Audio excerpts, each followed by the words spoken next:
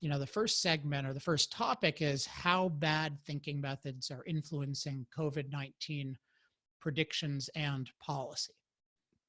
And some people have asked, they've seen I've done some TV appearances in the last week. I've been commenting on this. I've been asking a lot of questions on Twitter and Facebook. And sometimes people have legitimately said, hey, why are you focused on this issue? Don't you have stuff in energy to do? There's a lot of stuff in energy to do. And you are not an expert on epidemiology or viruses or infectious diseases more broadly. And that is absolutely true.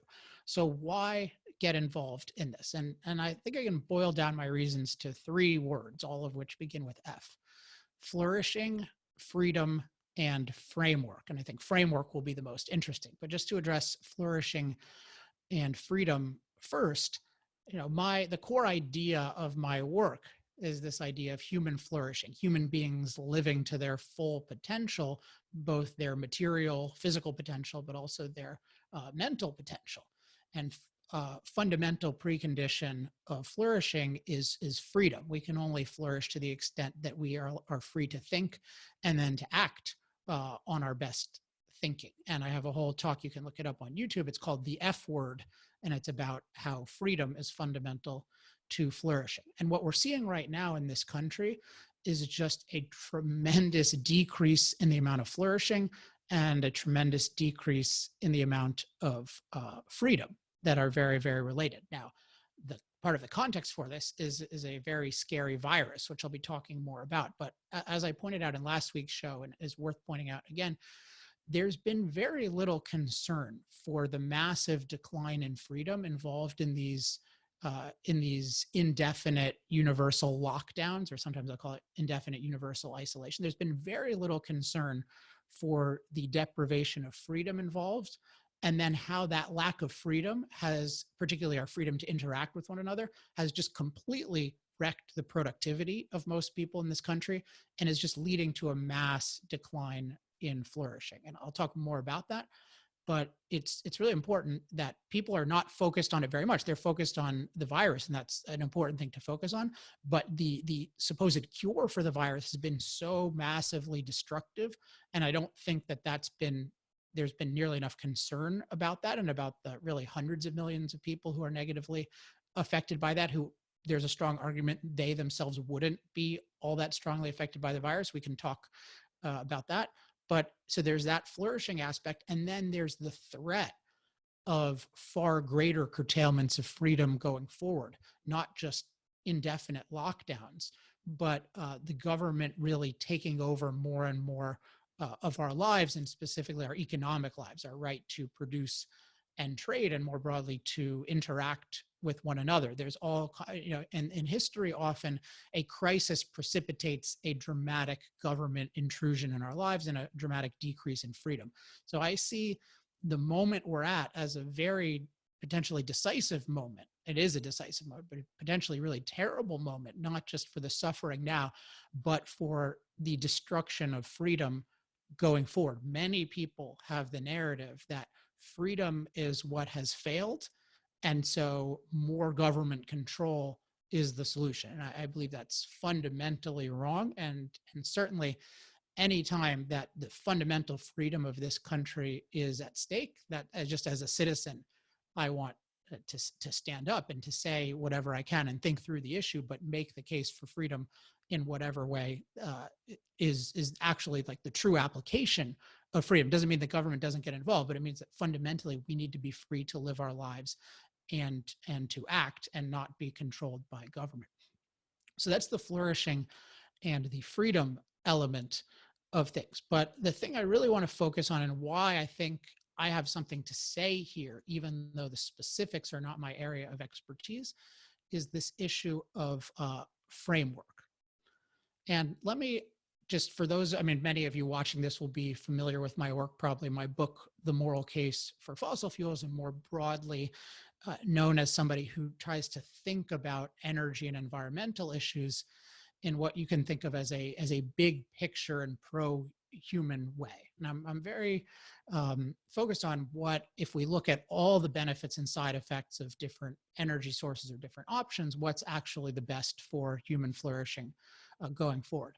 And one thing I've noticed in my research is that it's very often true that the designated experts in our society make radically wrong predictions about fossil fuels, but also more broadly, other aspects of industry.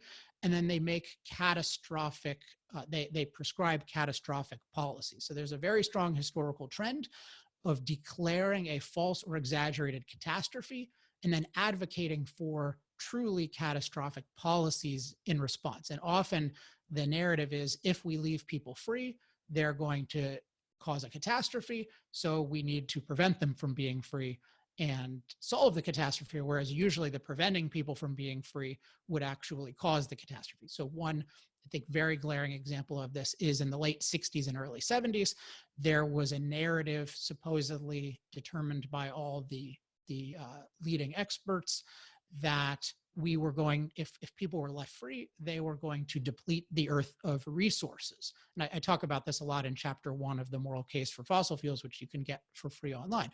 And there's this idea that, oh, the earth's resources are finite, we're using them quickly, we're going to run out, everyone's going to fall off a cliff and starve. Therefore, the government has to radically restrict production, including the use of fossil fuels, but really including the use of everything. And what actually happened is we didn't run out of resources. It turned out, as certain thinkers like Ayn Rand and later Julian Simon argued, resources are effectively unlimited because resources are just matter and energy reshaped by the human mind in useful form. And so we have an unlimited ability to create them. And so from the 70s forward, we created more and consumed more and more and more resources. And yet we became wealthier because we were substantially free. And places like China and India went from desperate poverty to much, much higher life expectancies, standards of living. And had we followed the recommendations of the catastrophists, we would have been in huge, I mean, that increase in life expectancy definitely would not have happened. And it's very possible that life would have gotten even worse overall, let alone the lack of progress. So part of the context that I'm bringing to this issue is I have studied a lot the history of supposedly expert catastrophe predictions leading to actually catastrophic prescriptions. Now, it doesn't mean that anytime the supposed experts say that there's some catastrophe or some big problem, that means it's false. It can't mean that, but it means that that is a possibility in what I would call our knowledge system, and whatever the mechanisms are by which we interface, by which people are selected as experts, and by which they deliver us knowledge. This involves research and universities and government and institutions like the New York Times. However that system works, it's clearly very possible for it to claim a false catastrophe or predict a false catastrophe and then actually make catastrophic recommendations or policies. So that's something I'm always on the lookout. I don't know that it'll be the case, but I know that it's very possible. And one thing I'm aware of is what causes these false predictions and catastrophic policies. And I think fundamentally, you can think of it as bad thinking methods. There's something wrong with even the way very smart and specialized people are processing the data, processing information, where they can come up with a very wrong prediction or a very bad policy. So it's the thinking methods. Even really smart people with bad thinking methods can go way off course. And in fact, they can go more off course than bright people, than dumb people with bad thinking methods. I mean, historically, Stefan knows this above all because he's in Germany, but I mean, you have Germany, the land of poets and philosophers, elects the Nazi party by a plurality with the endorsement of leading intellectuals. So it's really possible for smart people to go way off course. And then there's a question, well, what leads to bad thinking methods? And I'm going to connect this now to the COVID stuff. And I would describe it as your framework. So the framework I think of as the starting structure of your thinking. And in particular, the framework is, what assumptions do you have that may not be true? And then what values might you have that may not be pro-human or good in the eyes of the people that you're talking to? And when I've been looking at these COVID claims, the catastrophe claims, and the prescriptions, I've noticed a bunch of assumptions and a bunch of value claims or values, or at least value premises that are very disturbing to me. So I just want to point out some of them, and then I'm curious with Don and Stefan what you guys have noticed. And I just want to emphasize, from everything I've seen, I do think this is a very serious problem. I think it very likely will even have tragic level consequences. And it is something I'm actively concerned about. And I'm on California lockdown, but even before that, and even whatever that is, I've been voluntarily quite a bit changing my behavior because I think it's worth it to do so given the knowledge that we have. But it's really important. There's a difference between something that has tragic consequences and something that's a catastrophe that in any way warrants stopping the productive lives of hundreds of millions of people and even billions of people around the world. So it's really important, if there are dynamics that lead to dramatically exaggerated predictions, that we be aware of them. And so here's what I've noticed in reading a lot of the mainstream things, and including some of the popular long articles. And in particular, there's a guy named Tomás Pueyo. I don't know if that's the proper pronunciation, but it's a very smart and influential guy in the tech industry who's written 2 very influential pieces on Medium. And I think those are fundamentally misguided by some of the things I'm going to be talking about. And a lot of the analysis that's like that, I think, is fundamentally misguided. That's not to say that all of the data is wrong, all the analysis is wrong, that the people have bad intentions, but I think that the assumptions and values are very off. So, and I'll probably say more about this later, but I just want to give you an overview because I think you'll be able to recognize these things. And so the first thing in terms of assumptions is if you look at how predictions are being made, and in particular how models are being made, the behavior of free human beings is being modeled as mindless or stagnant and I'll break this down, but when it comes to both avoiding COVID-19 and when it comes to treating COVID-19. So my shorthand for this is mindless models. And this has a real history in terms of experts making wrong predictions where they'll make models, but one of the things is they don't model the positives of human ingenuity properly. And then they also don't model, in particular, the positives of human ingenuity in negating negatives. So people will say, oh, pollution is going to go out of control and we won't be able to do anything, or a certain thing will change in climate and everyone will die. And yet what actually happens is human beings are continuously adapting to nature, to their surroundings, and even mastering them through their intelligence. But it's a very common phenomenon to take some trend and to just say, oh, this is a negative trend. Human beings will not adapt to or master the situation. They'll just mindlessly go like lemmings. And I think if you look at the different kinds of models that people are using, there's not anywhere near a sufficient accounting for human ingenuity and human adaptation. So one example of this, so one broad example of this is there's this variable R in the different models, which relate to how many people do you pass an infection onto or a virus onto.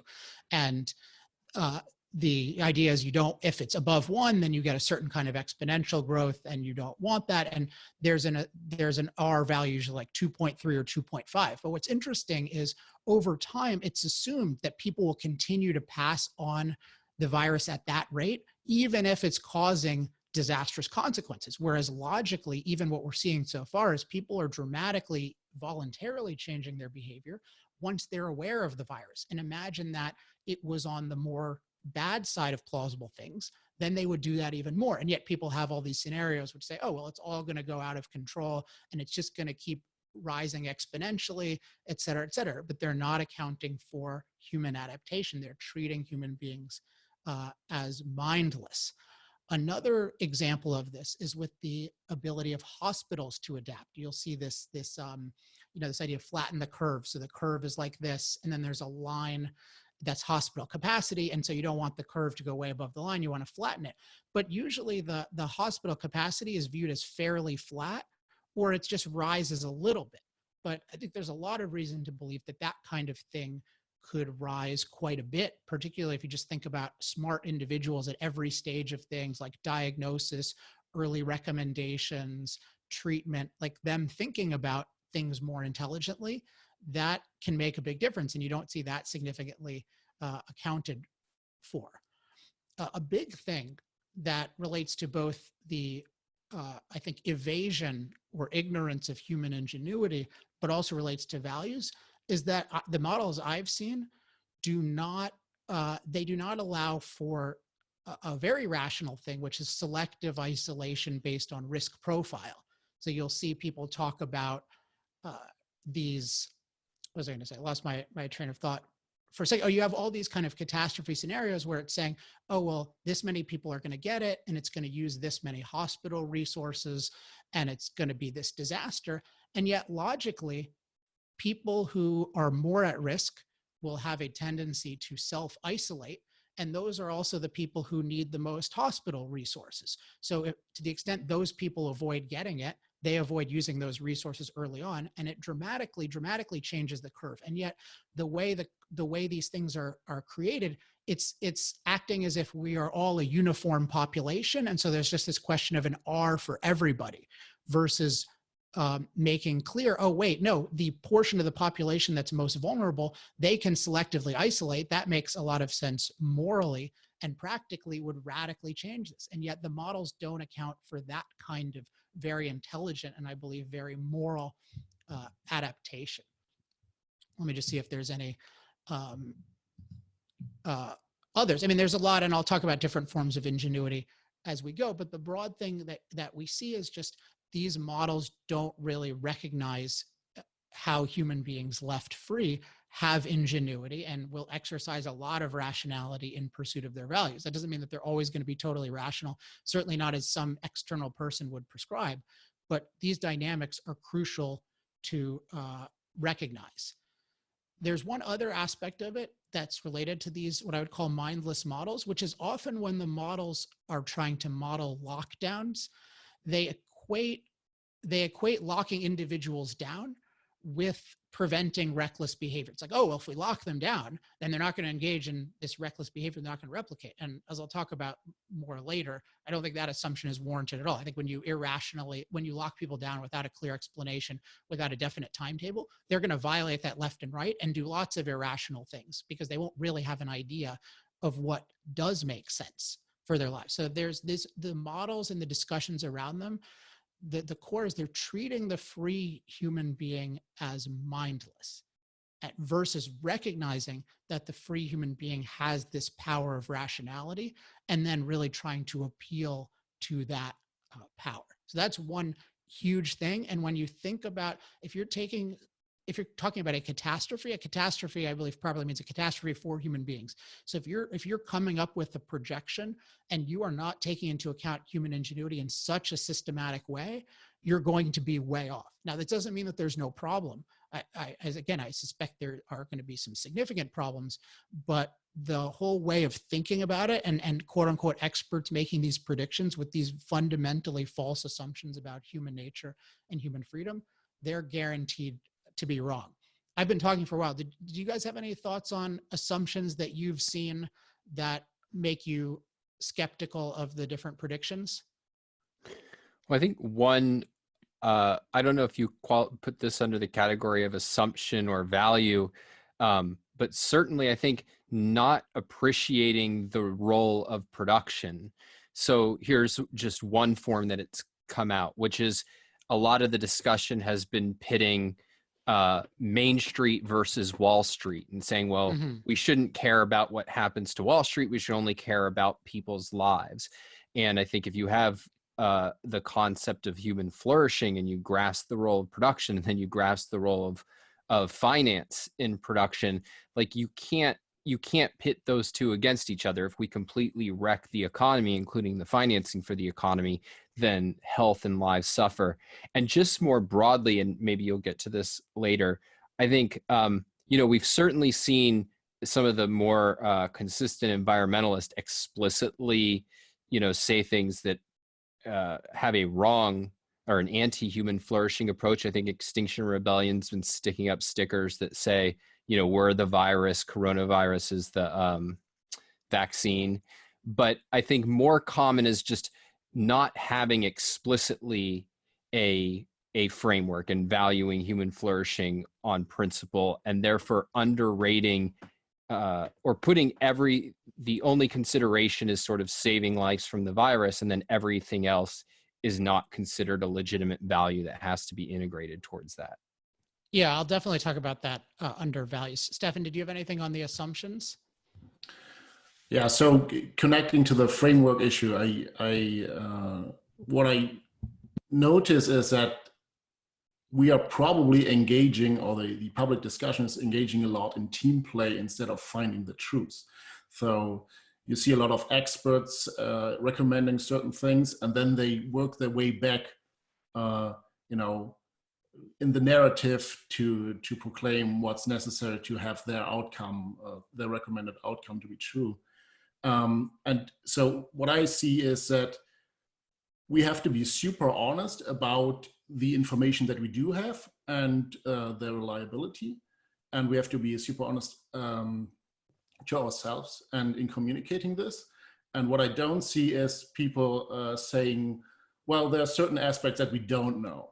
So there are people that are spreading theories, and then the media is probably not correctly quoting them, or changing the information on the way. And so this is very detrimental. So as you mentioned, there are certain variables in the models.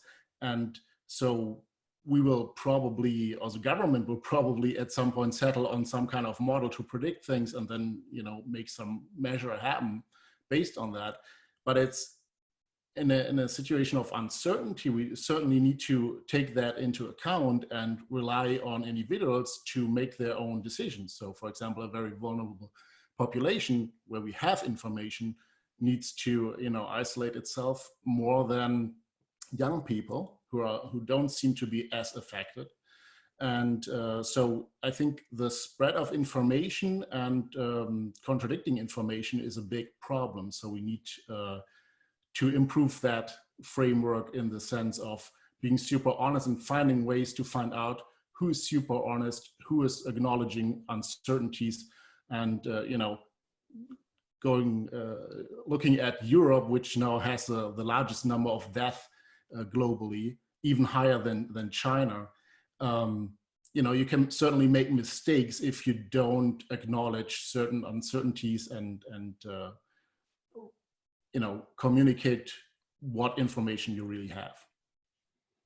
Yeah, I think the honesty point is really important, and it's actually related to something I've been thinking about with myself, is just being aware of confirmation bias. Because I'm what I've noticed with this issue is I had a sense very early on that the thinking was off and that some of these catastrophe scenarios were off, but it took me a little while to wrap my mind around, okay, what is off and what isn't, and what do I know and what do I not?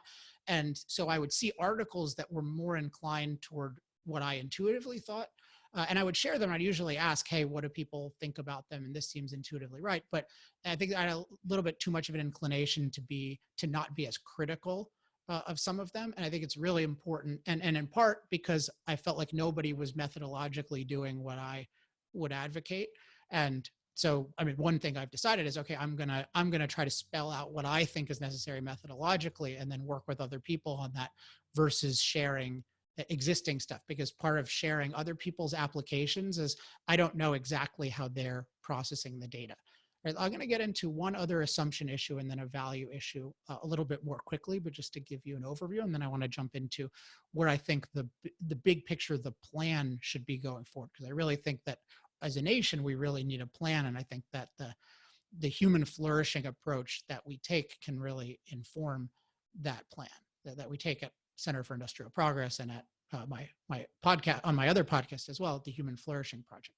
So one thing I notice about the models, and this one I don't have the same level of certainty about, but I'm noticing it, there's definitely something there. So if you can think of the first one as the models have a mindlessness to them. And then I would also say the models have at least their tendencies to have exaggerated maliciousness. So there's mindlessness, and then there's exaggerated maliciousness. Now, what do I mean by that?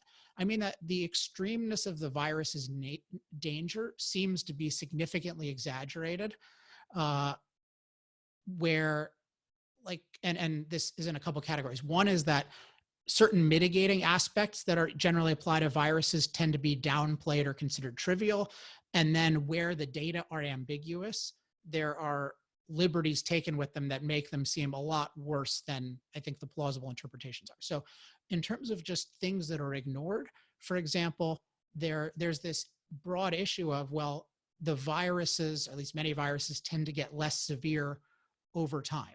And the reason is because viruses, if they are less severe, it's easy to pass from one person to another, whereas if the virus kills you instantly, you're not going to be able to pass it on to many people. And yet I don't see the models taking that seriously. And often people don't even talk about that, but then they'll talk about seemingly much more unlikely negative mutations. Another thing is the models, or at least a lot of the models I'm seeing, don't significantly take into account seasonal decline with certain viruses, and even certain coronaviruses has been a significant thing. So I don't know the magnitude of how significant these are, and I don't know if anyone does, but it's notable that they're left out.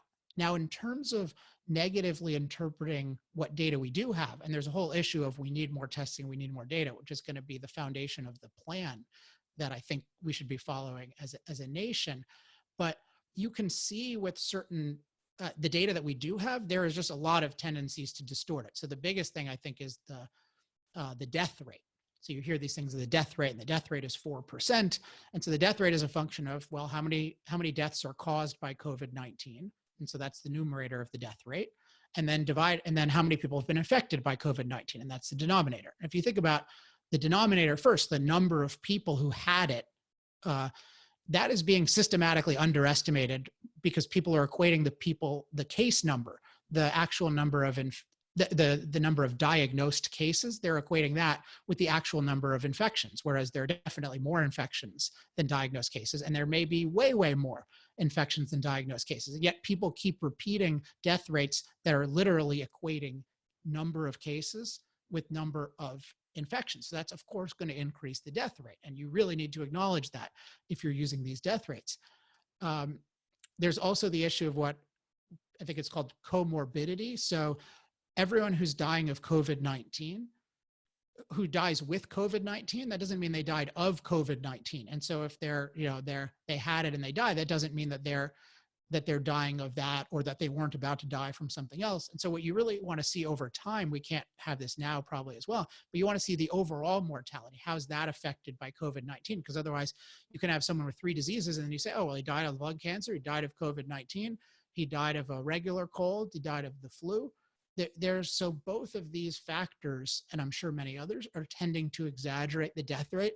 And it seems like a lot of the public discussions don't care about being too careful about that. So there's this systematic tendency to exaggerate the maliciousness. Now, there may be things that are underestimated that are significant. So I can't say what it actually is, but I know for sure that the mindlessness assumption is leading us to ignore the positive aspects of human ingenuity in a massive way, and that there is this tendency to exaggerate the maliciousness. That certainly occurs in all the environmental false predictions I've seen, where negative changes to our environment, sometimes they don't even end up being negative, but when they are negative, it's viewed as, oh my gosh, this is the end of the world, versus, oh no, this is significant, but it's something that we can manage, or at least manage a lot better than people thought.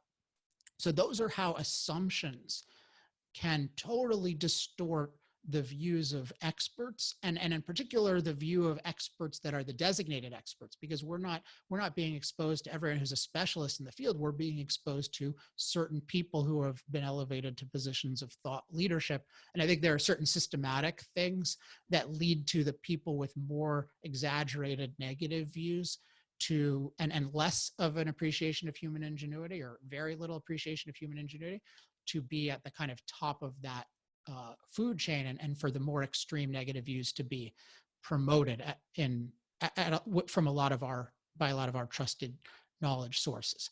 Okay, the values point I'll make more quickly, because I talked about that a bit last week, but the overall, and Don mentioned it too, but I'd say overall the issue is the value of the livelihoods and values of the young and less vulnerable are treated as trivial. So the value of, you could think of the young and less vulnerable, particularly their livelihood, their work, and then their values, their chosen lives, they're treated as trivial. And so I just want to give you some examples of this. So one is that if you look at the claims of deaths, it's like coronavirus caused this death. So the deaths of all kinds are treated as equal. And, whether they cut a life expectancy short by 50 years or 50 days, it's just all treated as, oh, this is death. Whereas I don't think that's rational at all to equate those. Also, the focus on exclusively deaths does not factor in at all the quality of life. But if you think about it, the quality of life is the main reason we want to be not dead in the first place. And I'm seeing this where I live in Laguna Beach, older people walking around, and in my complex, even some were using the swimming pool. Now, I don't think that's maybe well advised, but some people are on the premise, hey, I don't have much longer to live.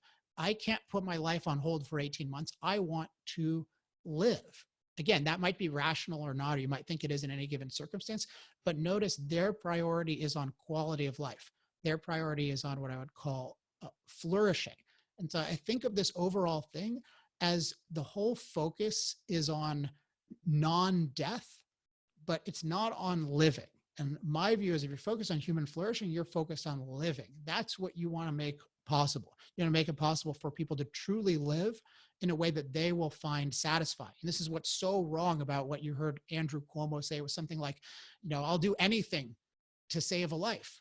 But that means I will prevent any number of people living to prevent the deaths of other people. But we all want to be living. So we need to think of policies that allow us to all live as much as is possible. And then there are questions of how do you make those policies? And I'll give some guidance on that. But there needs to be a focus on living and not just avoiding death a few days earlier, or even a few years earlier. And if you have a nation that doesn't focus on living and value living and flourishing, it's not going to value freedom. But one of the core reasons we value freedom is because it allows us to truly live. All right, let's see any of these others that's important. There's the broader points. Another one is that in terms of the devaluing of the lives of most people, when you hear the death rates, they're primarily recorded across all age groups and or all health levels. So it'll be 4% death rate. And I think there are big reasons to think that's hugely exaggerated. But then they're not distinguishing among different groups. And so they're obscuring the fact that they are asking for significant sacrifices from the young and healthy to the older and unhealthy. And you could say there are reasons that you want to help them. There's certainly reasons I do, but there's just this, I do not think it's at all okay to just devalue the young and healthy and or to misrepresent the situation that those of us, and I would put myself relatively in that category, that we face. And then a point that Don made and that we've made before is that the whole discussion of the models does, in terms of values, it's not taking into account the value of productivity to living in the full sense, and even to avoiding death. And the idea that you can stop or dramatically diminish the livelihood of tens of millions of people and just call that the economy, or even call that Wall Street and say, oh, that's not lives. I view that as a fundamentally anti-living view of life. So you can say it's not exactly anti-human because it's some humans over others, but it's really an anti-living, or what Ayn Rand would call like a living death perspective, where you're just sort of worshiping the absence of death versus the living of life. And so I think that all of this is leading to, like, we have a situation where all the focus is on how do we avoid the worst case scenario as modeled with these false assumptions on a specific portion of the population. And it's just, well, if we can come up with a very scary model that says that certain older people are going to have their lives cut short by a year or 2 or 3 or even a month, then everyone else's ability to live should be sacrificed, including, by the way, the ability to live of the elderly. Because I don't think of people in collectives. There are a lot of elderly people who really do want to live and who would think it's worth taking the risk. And I think we should think of ways as a society to let that happen without letting them necessarily harm others. And that's a whole interesting policy issue. But so the broadest things are, we have this assumption of mindlessness. I think that's the fundamental assumption. And also this assumption of exaggerated maliciousness of the disease. And then values-wise, we're not valuing living And that's leading to this total distortion where the government's saying, yeah, I'm going to prevent everyone from living in the name of life. And that is what I think is happening.